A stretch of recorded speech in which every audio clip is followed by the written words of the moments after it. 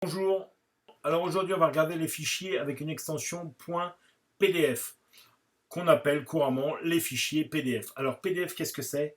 C'est un fichier qui est facile à envoyer par internet et surtout facile à ouvrir et à lire. Donc sous Mac, les PDF s'ouvrent par défaut avec le logiciel qui s'appelle Aperçu. Voilà, c'est celui qui est ici, son icône c'est celui-là. C'est le même logiciel que celui qui ouvre les photos par défaut. Pourquoi? Parce qu'un PDF, eh bien en fait, techniquement, c'est une photo du fichier. C'est pour ça qu'on peut faire des PDF sur quasiment tout type de fichiers, à part les fichiers audio et les fichiers vidéo, évidemment. Mais on peut faire un PDF à partir d'un fichier Excel, à partir d'un tableur quelconque, à partir d'un fichier Word ou n'importe quel autre logiciel de traitement de texte. On peut aussi faire des PDF à partir de photos. Donc le PDF, comme le PDF est une photo, il est logiquement impossible de le modifier. C'est aussi l'intérêt majeur du PDF, pouvoir envoyer un fichier qui ne sera pas modifié, soit par erreur, soit intentionnellement. En tout cas, ça ne sera pas facile à faire, car il y a toujours moyen de modifier un PDF avec certains logiciels de Adobe notamment, ou alors, avec Aperçu aussi, on peut faire quelques petites modifications en allant cliquer ici sur la petite trousse à outils. J'ai accès à différents outils qui vont pouvoir m'aider, par exemple, à créer un cache, ici, un carré, que je vais donc avoir les bords blancs et l'intérieur blanc. Ça va donc me faire un cache blanc que je vais pouvoir mettre quelque part pour supprimer du texte, par exemple. Ou ici enlever la date et puis en allant chercher du texte ici, je peux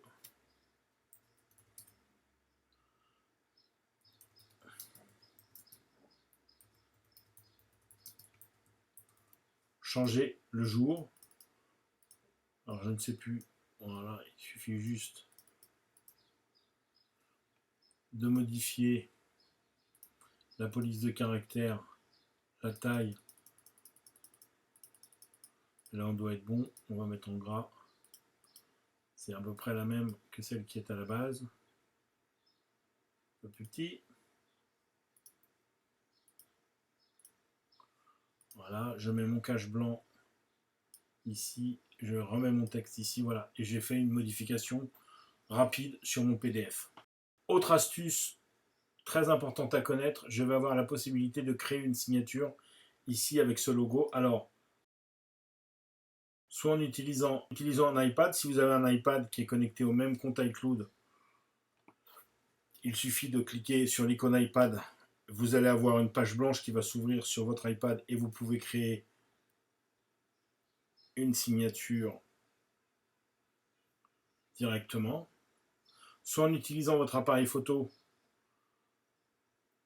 si vous avez un Mac avec un webcam, vous mettez en face de la webcam la signature faite sur un bout de papier, elle va être scannée et remise à l'endroit.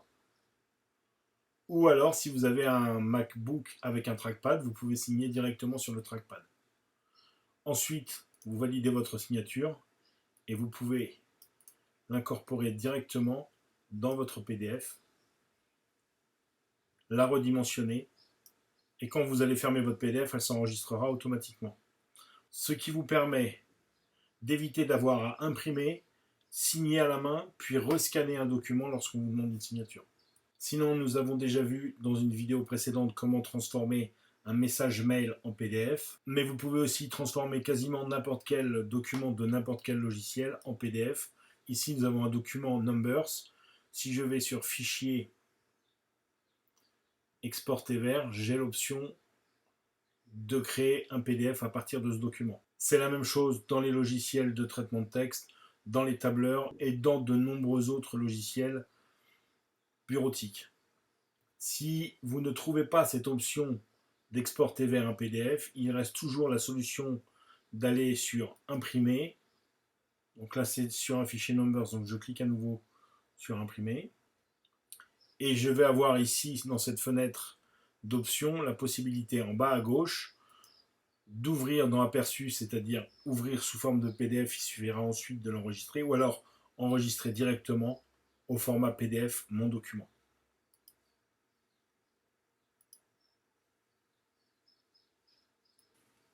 Donc si vous avez l'original dans le format de travail, vous n'êtes pas obligé de garder le PDF que vous avez créé juste pour un envoi.